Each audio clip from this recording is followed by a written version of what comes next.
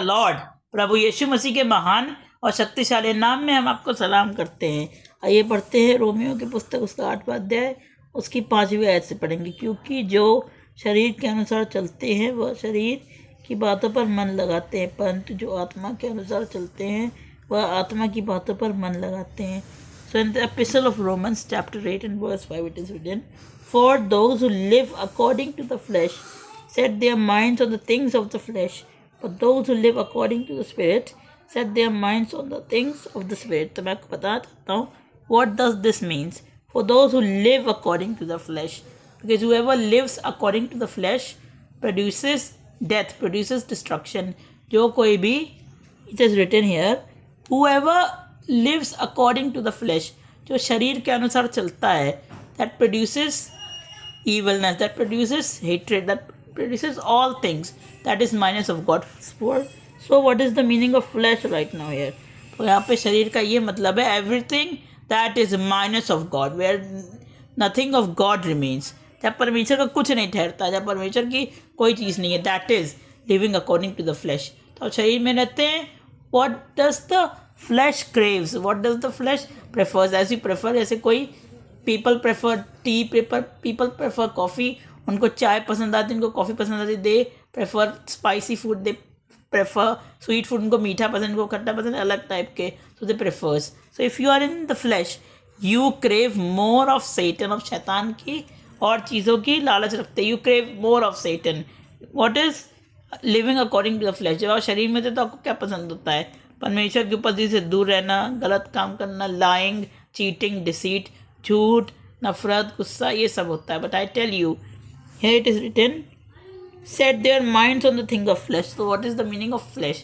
शरीर का मतलब है everything that is minus of God. तो हम अपने मन को शारीरिक चीज़ों में जो लगाते हैं, we will not like the things of spirit, because the spirit and the flesh are in battle constantly. जो आपस में वो लोग कुश्ती कर रहे हैं, आपस में वो लोग लड़ाई कर रहे हैं. तो मैं आपको बताना चाहता हूँ here the meaning of flesh is that everything that is minus of God. जैसे पतरस जो है यीशु मसीह को कह रहा था, he was denying, he was saying कि आप क्रूस पे नहीं मरेंगे, you will not die on the cross. So Jesus said, get behind me Satan. तो यीशु मसीह पतरस से नहीं कहते, उस जो पतरस शरीर में होके बोल रहा था शैतान की तरफ से, वो बोल रहे थे. So if you live according to the flesh, so what does the flesh do? For to set the mind on flesh is death. जो कोई भी अपना मन शरीर में लगाता है उसका क्या होता है? What happens?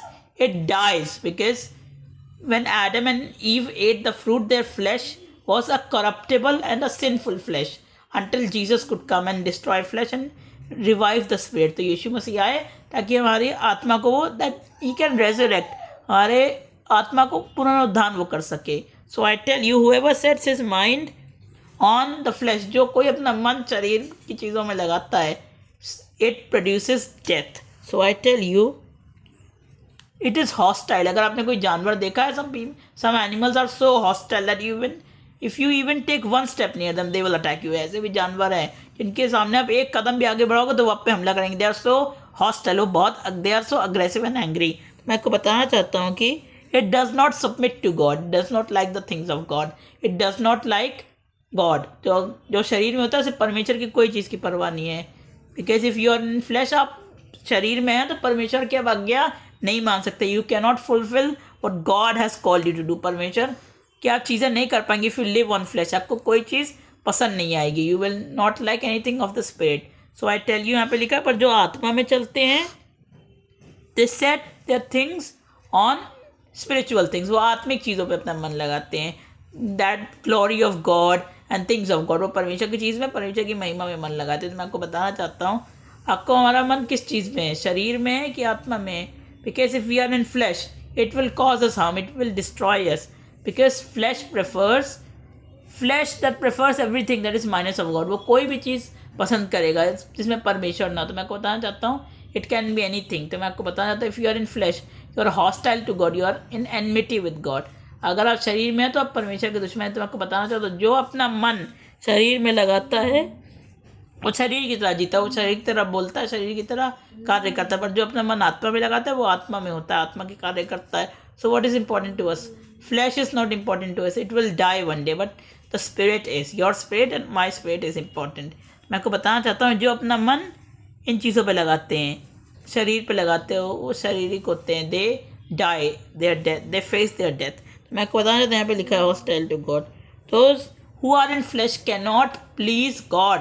और जो भी शरीर में होता है वो क्या नहीं करता है, परमेश्वर को, it cannot make God happy, वो परमेश्वर की महिमा नहीं कर सकता। It cannot please God, you cannot do the will of God, you will deny the will of God, you will deny and reject God's word.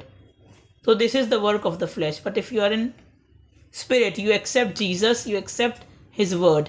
तो मैं आपको बताना चाहता हूँ कि if your mind is set on flesh, so it will cause you harm, it will cause you to stumble, it will cause you to end your life. But if you are in the spirit, you will reap everlasting life. तो परमेश्वर आपको बहुत बरकत दे। God bless.